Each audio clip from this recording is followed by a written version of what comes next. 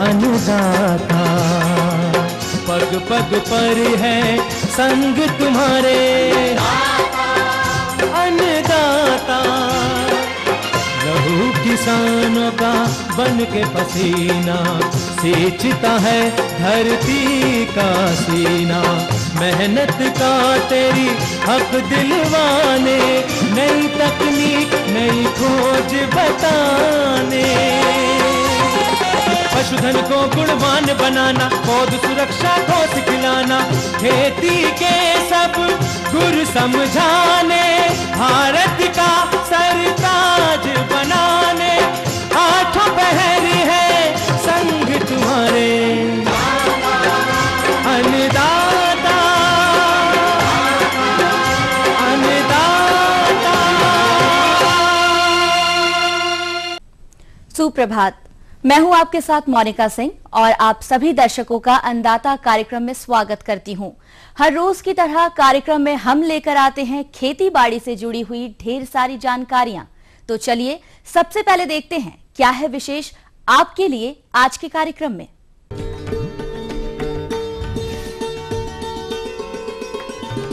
दुधारू पशुओं में थनैला रोग के लक्षण, कारण व उपचार पर जानकारी।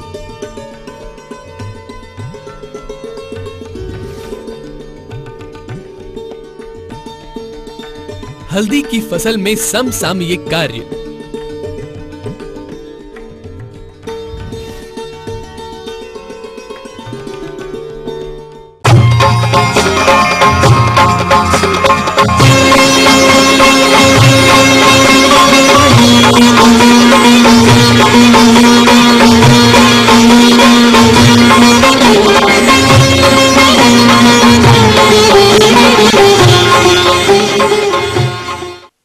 दुधारू पशुपालन से प्रदेश का हर किसान जुड़ा हुआ है और पशु हैं तो उनमें समस्याएं तो आती ही हैं। ऐसी ही एक समस्या थनैला रोग के रूप में पशुओं में देखी जाती है। तो चलिए आज इसकी पूरी जानकारी लेते हैं कार्यक्रम की इस प्रस्तुति के माध्यम से। किसान भाइयों, यदि आपने पशुपालन व्यवसाय मुख्य रूप से दुग्ध उत्पादन के लिए अपना रखा है तो आपको इन पशुओं में होने वाली बीमारियों के प्रति सजग रहना होगा। आमतौर पर तो पशुओं में बहुत सी बीमारियां होती रहती हैं। इसमें विशेष तौर पर हम बात करेंगे थनैला रोग पर, जो किसान भाइयों की थोड़ी सी लापरवाही के कारण पशुओं को हो जाता है और सामान्य तौर पर वही पशु इस बीमारी से प्रभावित होते हैं जिनका दुग्ध उत्पादन ज्यादा होता है। तो किसान भाइयों, यदि आपने इस रोग का समय से निदान नहीं अपनाया तो देर हो जाने पर इस बीमारी पर नियंत्रण पाना मुश्किल हो जाएगा। इस दौरान पशु का दुग्ध उत्पादन भी काफी प्रभावित हो जाएगा, जो किसान भाइयों के हानि का कारण बनेगा। अतः किसान भाइयों, आपको दुधारू पशुओं में होने वाली इस बीमारी के लक्षण व निदान पर जानकारी दे रहे हैं पटना के एक विषय विशेषज्ञ। इन दिनों पशुओं में थनैला रोग एक अत्यंत ही भयावह रोग का रूप धारण कर चुका है और खासकर जो ज़्यादा दुधारू पशु हैं उनमें थनैला रोग बहुत ही ज़्यादा मात्रा में देखा जाता है। ये थनैला रोग का कारण के बारे में हम चर्चा करना चाहेंगे। इस रोग का कई कारण होते हैं, बैक्टीरिया, वायरस, प्रोटोजोआ, फंगस इत्यादि, लेकिन इसमें प्रमुख कारण जो है बैक्टीरिया होता है, जिसमें स्ट्रेप्टोकोकस और स्टाफाइलोकोकस नाम की दो प्रजाति जो हैं इस रोग का मुख्य कारण है। और इस रोग का होने का वजह जो है बहुत ही कॉमन है, जैसे कि गंदे हाथ से दूध को दूहना, थन को दूहना, इसके बाद जो है गलत तरीके से दूध का दोहन करना, जैसे कि अंगूठा लगाकर दूध निकालते हैं तो बार बार अंगूठा लगाने की वजह से वहाँ गांठ पड़ जाती है और फिर वहाँ वही गांठ जो है आगे चलकर थनैला का रूप धारण कर लेता है। इसके अलावा दूध दूहने के बाद पशु अगर बैठ जाती है तुरंत तो उस समय उसका बाट जो है खुला रहता है और उसमें उसका जो बाट होता है गीला होता है दूध की वजह से। इसकी वजह से जो है जीवाणु इसके अंदर प्रवेश कर जाते हैं और थनैला का रूप धारण कर लेते हैं। इसके अलावा अगर थन में चोट लग जाए किसी तरह से बाहरी चोट, वो भी थनैला का रूप धारण कर लेता है। तो ये सब कारण हो गए। लक्षण हम बताना चाहेंगे कि ये थनैला बीमारी जो है दो रूप में प्रकट होता है। एक होता है कि एक्यूट थनैला यानी तीव्र रूप का थनैला और एक होता है क्रोनिक मास्टाइटिस यानी मंद रूप का थनैला। तो एकुट थनैला में थन के अंदर में या बाट के अंदर में अचानक से परिवर्तन आ जाते हैं। बाट का आकार जो है अचानक से बढ़ जाता है, वो लाल हो जाता है, सूजन युक्त हो जाता है, पशु जो है दूध दूहने नहीं देती है और हाथ लगाने पर पैर चलाती है। तो ये सब लक्षण एकुट मास्टाइटिस में देखा जा सकता है, जो कि अचानक से आयन जो है उसका पशु का वो कड़ा हो जाता है और उठाने पर वो भारी जैसा महसूस होता है। तो ये एकुट थनैला का लक्षण है। इसके बाद मंद रूप का जो थनैला होता है, क्रोनिक मास्टाइटिस या सब क्लिनिकल मास्टाइटिस कहते हैं, इस बीमारी में इसका लक्षण धीरे धीरे दृष्टिगोचर होता है। इसमें दूध का फटा फटा आना, दूध में कमी होना दिन प्रतिदिन, और दूध में रक्त आना, मवाद आना या दूध का खारापन बढ़ जाना, ये सारे लक्षण मुख्य हैं। तो इन सभी लक्षण को हम लोग एक मास्टाइटिस का जांच जो है आसानी से कर सकते हैं। पीएच पेपर या लिटमस पेपर लेकर के घर पे भी हम जो पीला रंग का लिटमस पेपर है उसको हम अगर डुबाते हैं दूध में, कच्चा दूध लेकर कटोरी में, अगर उसका रंग बदल के बैंगनी हो जाता है तो ये माना जा सकता है कि उस पशु में थनैला रोग जो है वो धीरे धीरे आकार ले रहा है। तो ऐसे परिस्थिति में हम लोग तुरंत उपचार करा के मंद रूप का थनैला जो क्रोनिक मास्टाइटिस है उसको हम लोग ठीक कर सकते हैं।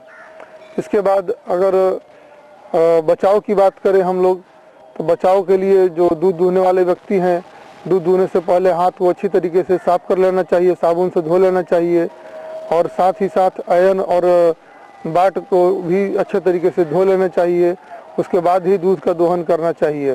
तो इन सभी बातों का ध्यान रखेंगे तो पशु को थनैला नहीं होगा।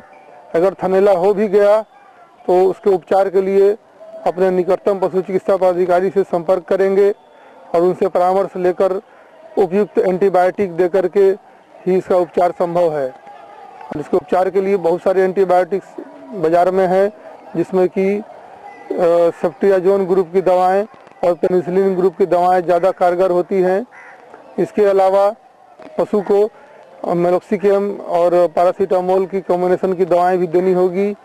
साथ ही साथ थन के अंदर मलहम भी चढ़ाना होगा, जो कि मेमिटेल या एंटीमास्ट इत्यादि के नाम से आती है बाजार में। इन सभी दवाओं का प्रयोग किसी कुशल पशु चिकित्सक की देखरेख में करके आप अपने पशु को थनैला रोग से मुक्त कर सकते हैं।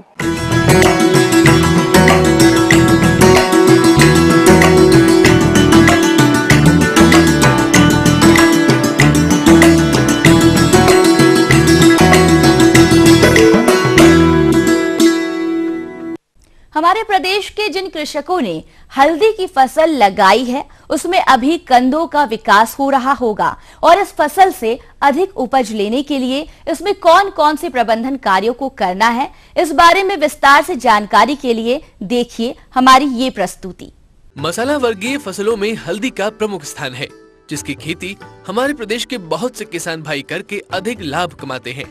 इसी के अंतर्गत जिन किसान भाइयों ने हल्दी की बुवाई की होगी, उनकी फसल इस समय कंद बनने की अवस्था लिए खेतों में खड़ी होगी, और हल्दी की फसल से अच्छी उपज प्राप्त करने के लिए कुछ महत्वपूर्ण बिंदुओं को ध्यान में रखना अत्यंत आवश्यक है, जैसे सिंचाई, उर्वरक प्रबंधन एवं रोग व कीट प्रबंधन इत्यादि। परंतु देखा जाता है कि किसान भाई इन सस्य क्रियाओं को करते ही नहीं, या करते भी हैं तो समय पर नहीं करते, जिसके परिणाम स्वरूप खेतों में कमजोर पौध तथा कीट एवं रोगों का प्रकोप देखा जाता है। अंततः किसान भाइयों को कम उपज से ही संतोष करना पड़ता है। तो किसान भाइयों, इस समय हल्दी की फसल में कौन कौन से सस्य प्रबंधनों को किया जाए जिससे इस फसल से अधिक उपज मिल सके, इस विषय पर जानकारी के लिए हमारे संवाददाता ने संपर्क किया कृषि वैज्ञानिक डॉक्टर एस बघेल से। तो उन्होंने क्या जानकारी दी, आइए जानते हैं कार्यक्रम की इस प्रस्तुति के माध्यम से। हल्दी की खेती विशेष रूप से हमारे किसान भाई करते हैं, क्योंकि हल्दी की खेती अच्छी उत्पादन देने वाली, साथ ही साथ अच्छा आर्थिक लाभ भी प्रदान करती है। लेकिन चूंकि देखा गया है कि हल्दी की इस वक्त जो समस्या है कि उसको समसामयिक जो बातें हैं उनका विशेष रूप से किसान भाई ध्यान नहीं रखते। और इस वक्त लगभग जो हमारी हल्दी की फसल लगी है खेतों में, उसमें जो हमारे प्रखंड हैं वो इस वक्त विकास की ओर हैं, बढ़ रहे हैं। और इस समय आपको कुछ खास बातों का विशेष रूप से ध्यान रखना है। तो सबसे पहली बात आती है कि हमारे प्रखंडों में किसी प्रकार की सड़न की समस्या ना आए। और अगर आप देख रहे हैं, खेतों में भ्रमण कर रहे हैं और इस दौरान आपको कहीं समस्या दिखाई देती है, पौधे सूख रहे हैं या प्रकंद गल रहे हैं, तो उन पौधों को आप मिट्टी सहित खेतों से बाहर निकालें और उनको खेत से दूर ले जाकर उनको नष्ट कर दें। और जिस जगह में आप निकाले हैं वहाँ पे ड्रेंचिंग कर दें। ड्रेंचिंग आप बावेस्टीन या मैनकोजेब की कर सकते हैं। इसके साथ ही साथ इस बात का विशेष रूप से ध्यान रखें कि इसमें एक टेपरीना नामक जो बीमारी है वो बहुतायत में देखी गई है। इसमें जो हमारे हल्दी की जो पौधे होते हैं उनकी जो पत्तियां होती है उसमें कुछ अनियमित आकार के आपको धब्बे दिखाई देंगे और वो धब्बे ऊपर से नीचे तक धीरे धीरे पत्ती में फैलते जाते हैं और फैलाव के बाद में पूरी पत्ती ही पीली हो जाती है और पत्ती पीली होने के बाद में पत्ती पूरी सूख कर गिर जाती है। इसके कारण प्रकंदों का विकास नहीं होता, प्रकंदों में सड़न आ जाती है और प्रकंदों का अनियमित रूप से विकास होता है जिसका कोई उपयोग नहीं होता या बाजार भाव नहीं मिलता। और इस प्रकार के प्रकंदों का जो मतलब हम क्वालिटी कहेंगे बहुत ही खराब होती है। अतः इस बात का ध्यान रखें कि अगर टेपरीना की समस्या आ रही है तो आपको प्रारंभ में ही आपको निरीक्षण कर ले और बताई हुई जो दवाई है जैसे मैनकोजेब या बावेस्टीन, इसकी लगभग 1.5 से 2 ग्राम मात्रा प्रति लीटर पानी में घोल बनावे और इसका छिड़काव करें ताकि आपकी फसल में टेपरीना की समस्या से निजात मिल सके। साथ ही साथ इस बात का ध्यान रखें कि आपको खेतों में पानी जो है उसकी सिंचाई समय समय अंतराल पे 10 से 12 दिनों के अंतराल पे करते रहना है। ये थी कुछ उपयोगी जानकारियां। आगे है एक छोटा सा ब्रेक, जल्द लौटेंगे और कार्यक्रम में आगे आपसे चर्चा करेंगे।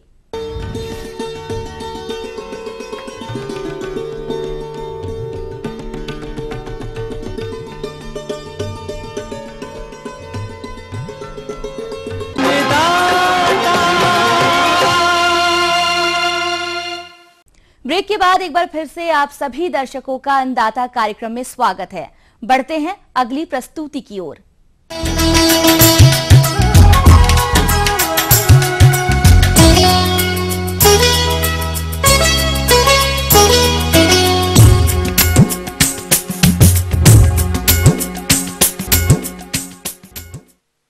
हमारे प्रदेश में गन्ने का व्यापक क्षेत्रफल है और इस फसल की कटाई जारी है तथा इसकी कटाई में श्रमिकों की समस्या किसानों को परेशान करती है। ऐसे में गन्ना कटाई यंत्र आपके लिए उपयोगी साबित हो सकता है, जिसकी पूरी जानकारी के लिए देखिए हमारी ये खास रिपोर्ट। व्यावसायिक फसलों के अंतर्गत हमारे जिन किसान भाइयों ने शरतकालीन गन्ने की फसल लगा रखी है उनकी फसल इस समय कटाई योग्य हो गई होगी और हमारे कुछ किसान भाई इसकी कटाई भी कर रहे होंगे, लेकिन अभी कार्य की व्यस्तता के चलते मजदूर समय से नहीं मिल पाते या फिर मिलते भी हैं तो अधिक दामों पर, जिससे किसानों का लागत खर्च तो बढ़ता ही है, साथ ही मजदूर गन्ने की कटाई भी अनुचित तरीके से कर देते हैं, जिससे वर्तमान में उत्पादन तो घटता ही है और जब हम अगली बार पेड़ी गन्ने की फसल लेते हैं तो उसमें कम फुटाव होने से उचित पौध संख्या प्राप्त नहीं हो पाने से आगे आने वाला उत्पादन भी कम प्राप्त होता है और किसान भाइयों को आर्थिक हानि का सामना करना पड़ता है। किसान भाइयों, आपकी इसी समस्या को देखते हुए कृषि वैज्ञानिकों ने फसलों की कटाई के लिए कई प्रकार के यंत्रों का आविष्कार किया है, जिनके बारे में समय समय पर हम आपको अन्नदाता कार्यक्रम के माध्यम से जानकारी देते रहते हैं। इसी के अंतर्गत आज आपके लिए हम लाए हैं गन्ना कटाई यंत्र के बारे में जानकारी। यह मशीन किस प्रकार काम करती है एवं इसकी कार्य क्षमता एवं कीमत कितनी है, इसे कहां से प्राप्त किया जाए तथा इसे उपयोग में लाने से अगली फसल में कितना लाभ प्राप्त होगा, इन सभी बिंदुओं पर विस्तार पूर्वक जानकारी दे रहे हैं एक विषय विशेषज्ञ महेश कुमार वर्मा। तो आइए मिलते हैं उन्हीं से। मशीन से गन्ना काटने का बहुत ही अच्छा फायदा है। 2-3 फायदे मैं गिनवाना चाहूँगा। उसमें पहला ये है कि यदि हम मजदूर से गन्ना कटवाते हैं तो 1 एकड़ को काटने के लिए कम से कम 3-4 दिन लग जाते हैं, जबकि मशीन से एक ही दिन में पूरा गन्ना एक साथ कट जाएगा। दूसरी बात है कि ये मशीन जो है ज़मीन में 3 इंच नीचे से गन्ना काटती है। ज़्यादा शक्कर वाला गन्ना नीचे की तरफ ही रहता है।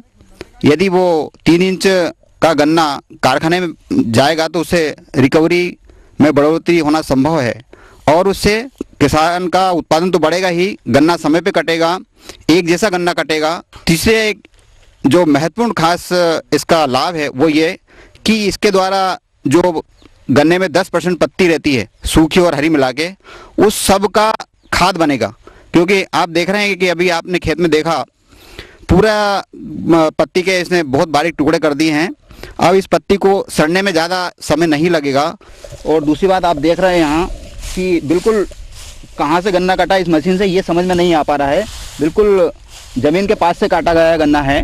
तो इसमें जो दूसरी फसल निकलेगी, रेटून क्रॉप निकलेगी, उसके सारे कल्ले सिमिलराइज निकलेंगे, सारे कल्ले एक समान निकलेंगे और उनको पोषक तो ज़मीन से मिलेगा, तो सारे कल्ले अच्छी मोटाई के बनेंगे। और मैं समझता हूँ कि के की तुलना में यदि किसान इसकी सही से खाद पानी की व्यवस्था कर देता है तो मैं समझता हूँ कि इक्के से दूरी फसल का उत्पादन 1.25 गुना बढ़ने के चांसेस रहते हैं। दूसरी बात है, जब ये खाद जब यहाँ पड़ा रहेगा तो इसमें लिग्निन की मात्रा ज़्यादा रहती है इसकी पत्ती में, तो इसमें मॉइस्चर को मेंटेन करने की क्षमता ज़्यादा रहती है। यदि किसान इसको एक बार पानी दे देगा तो उसको कम से कम 20 से 25 दिन तक पानी देने की आवश्यकता नहीं है। तीसरी बात यह है कि यदि ये पत्ती ऐसे सामान्यतः पड़ी है खेत में तो इसमें खरपतवार बहुत कम निकलेंगे, तो इससे आप किसान की बचत हो जाएगी। कुछ समय तक यदि 2-3-4 साल तक किसान इसी मशीन से गन्ना कटाई करवाता है तो उसके खेत में ऑर्गेनिक मैटर की मात्रा बढ़ जाएगी। फिर वो थोड़ा बहुत भी रासायनिक खाद डालेगा तो उससे उत्पादन बहुत ज़्यादा इससे बढ़ जाएगा। मैं सभी कृषक बंधुओं से अपील करना चाहता हूँ इस ईटीवी के माध्यम से कि वे एक तो 4 फीट पे गन्ना लगाएं, अच्छी किस्म का गन्ना लगाएं और इस मशीन से ही गन्ना कटवाएं, तो उससे उनका उत्पादन तो बढ़ेगा ही बढ़ेगा है, साथ ही ज़मीन की उर्वरा शक्ति भी बढ़ती रहेगी।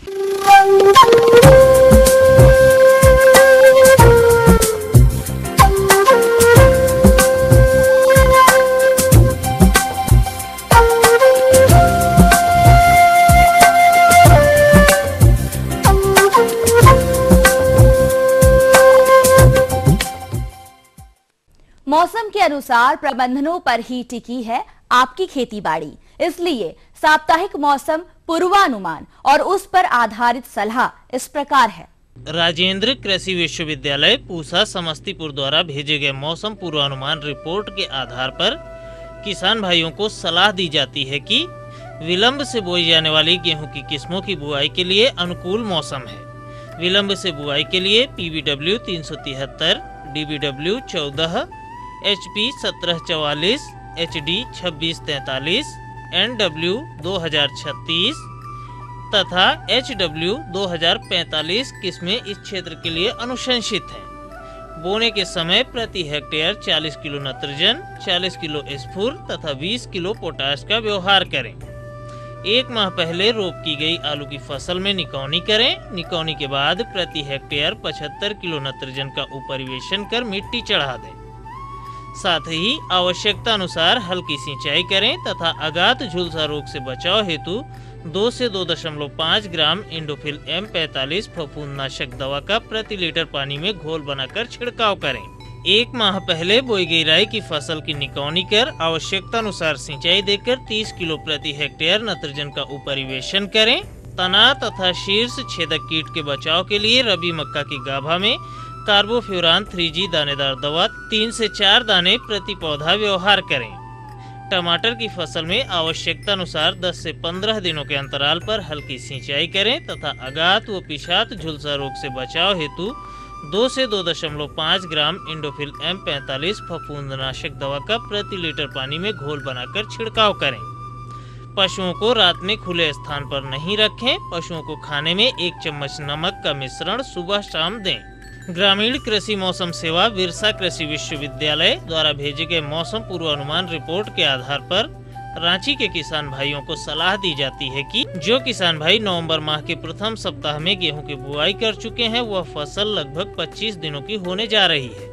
अतः खेतों में निकाई गुड़ाई कर सिंचाई करें तथा सिंचाई के 1 दिन बाद जब खेत में पैर रखने लायक हो जाए तब यूरिया का भुरकाव 22 किलोग्राम प्रति एकड़ की दर से करें। गेहूं की फसल में खरपतवार नियंत्रण हेतु बुआई के 25 से 30 दिनों बाद खरपतवारनाशी दवा आइसोप्रोट्यूरान 0.3 किलोग्राम सक्रिय तत्व एवं 2,4-D 0.2 किलोग्राम सक्रिय तत्व को 240 लीटर पानी में घोल बनाकर प्रति एकड़ की दर से छिड़काव करें। सिंचाई के समुचित साधन उपलब्ध होने पर गेहूं की पिछात उन्नत किस्में NW 1014, राज 3765, HW 2045 इत्यादि में से किसी एक किस्म की बुआई करें। इस समय गेहूं की बुआई करने पर बीज दर सामान्य से ज्यादा अर्थात 60 किलोग्राम प्रति एकड़ डालें। कतार से कतार की दूरी सामान्य से थोड़ा कम 18 से 20 सेंटीमीटर रखें एवं उर्वरक का प्रयोग भी सामान्य से कम urea 70 kilogram, single superphosphate 100 kilogram, muriate of potash 20 kilogram प्रति एकड़ की दर से व्यवहार में लाएं। बीज को बोने से पहले बाविस्टीन 2 ग्राम प्रति किलोग्राम बीज की दर से उपचारित कर लें। जो किसान भाई नवंबर के प्रारंभ में आलू लगाए होंगे, अब उनमें मिट्टी चढ़ाने एवं यूरिया का बुरकाव करने का समय आ गया है। अतः किसान भाई अविलंब इस कार्य को समाप्त करें तथा फसल में 10 से 15 दिनों के अंतराल पर नियमित रूप से सिंचाई करते रहें। आलू की फसल में झुलसा रोग से बचाने के लिए मैंकोजेब 2.5 ग्राम दवा प्रति लीटर पानी की दर से घोल बनाकर खेतों में छिड़काव करें। सरसों की फसल पुष्पावस्था में है, उस पर कहीं कहीं लाही का प्रकोप हो रहा है। इसकी रोकथाम के लिए मोनोक्रोटोफास दवा 2 मिलीलीटर प्रति लीटर पानी की दर से छिड़काव करें। ठंड के मौसम में गाय बैल में FMD का प्रकोप बहुत अधिक होता है। इस रोग से बचाव हेतु पशुओं को टीका लगवाएं।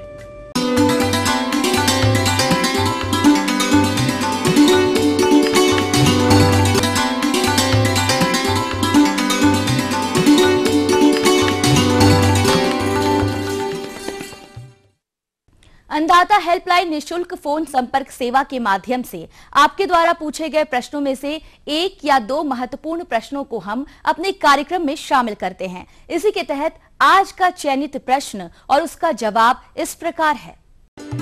ग्राम पंजवार, जिला सीवान के कृषक रोहित राय, आप अन्नदाता निशुल्क फोन संपर्क सेवा के माध्यम से सरसों की फसल में पोषक तत्व प्रबंधन के बारे में जानकारी चाहिए।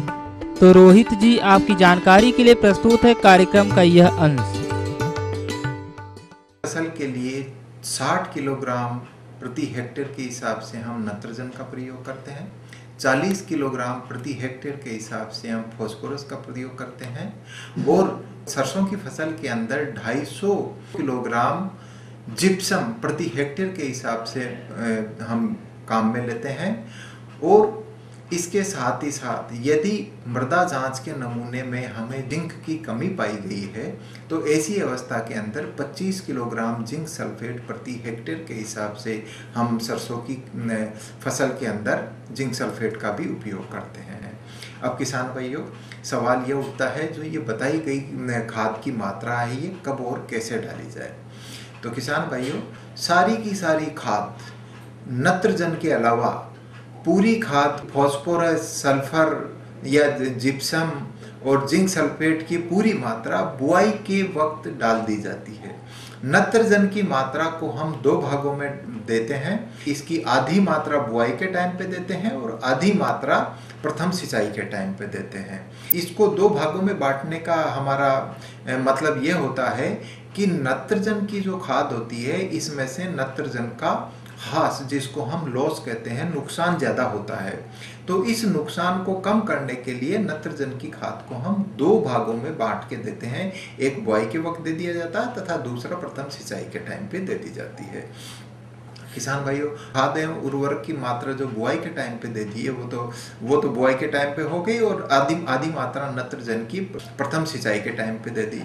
यदि आपके खेत के अंदर जिंक की कमी पाई जाती है मृदा जांच नमूने के आधार पर, और ये पता चलता है किसान को बुआई करने के बाद में, तो किसान भाइयों, खड़ी फसल के अंदर भी जिंक सल्फेट का घोल बनाकर पर्णीय छिड़काव किया जा सकता है। अब सवाल ये उठता है कि जिंक सल्फेट का हम घोल कैसे बनाएं। किसान भाइयों, 0.5% का जिंक सल्फेट का घोल बनाकर खड़ी फसल के अंदर छिड़काव किया जा सकता है और ऐसा करने से जो जिंक सल्फेट की जो कमी के जो लक्षण फसल के ऊपर दिखाई देते हैं वो लक्षण भी दूर हो जाते हैं तथा सरसों की उपज भी 10 से 15% तक बढ़ जाती है। अब आप ये पूछेंगे कि इसका 0.5% 5% का घोल हम कैसे बनाएं। तो किसान भाइयों, जिंक सल्फेट का 0.5% का घोल बनाने के लिए हम 500 लीटर पानी का घोल प्रति हेक्टेयर के हिसाब से काफ़ी मानते हैं कि 500 लीटर के अंदर 1 हेक्टेयर के अंदर खड़ी फसल में छिड़काव किया जा सकता है। 500 लीटर पानी के अंदर 2.5 किलोग्राम जिंक सल्फेट को घोल दिया जाता है और इस जिंक सल्फेट को घोलने के बाद में जो घोल तैयार होता है उसके अंदर अम्लीयता बढ़ जाती है। यदि हम इसी घोल को खड़ी फसल में छिड़काव कर देते हैं तो ऐसा करने से फसल की पत्तियों को जलने का डर रहता है। तो इसलिए इस घोल की अम्लीयता को दूर करने के लिए जिंक सल्फेट की जितनी मात्रा हमने ली है उसकी आधी मात्रा बुझे हुए चूने की भी उस घोल के अंदर मिला दी जाती है। तो जैसे हम 500 लीटर का जो घोल बनाने जा रहे हैं, इसको हम 250 लीटर के 2 ड्रम के अंदर घोल बनाते हैं। पहले ड्रम के अंदर 2.5 किलोग्राम जिंक सल्फेट डाल देते हैं और दूसरे ड्रम के अंदर 1 किलो 250 ग्राम बुझा हुआ चूना डाल देते हैं। इन दोनों का घोल बना लिया जाता है तथा फिर इन दोनों घोलों को एक जगह मिला लिया जाता है। ऐसा करने से जो ये घोल है ये उदासीन हो जाएगा और खड़ी फसल के अंदर पत्तियों को जड़ने का डर नहीं रहेगा। तो किसान भाइयों, इस तरह यदि आप बुआई के टाइम पे जिंक की खाद का उपयोग नहीं कर पाए हैं तो आप खड़ी फसल के अंदर भी जिंक की खाद, जिसको हम जिंक सल्फेट के द्वारा आप खड़ी फसल में देते हैं, इसका पर्णीय छिड़काव देकर आप इसकी कमी को पूर्ति कर सकते हैं और किसान भाई इससे 10 से 15% की अपनी उपज में वृद्धि भी कर सकते हैं।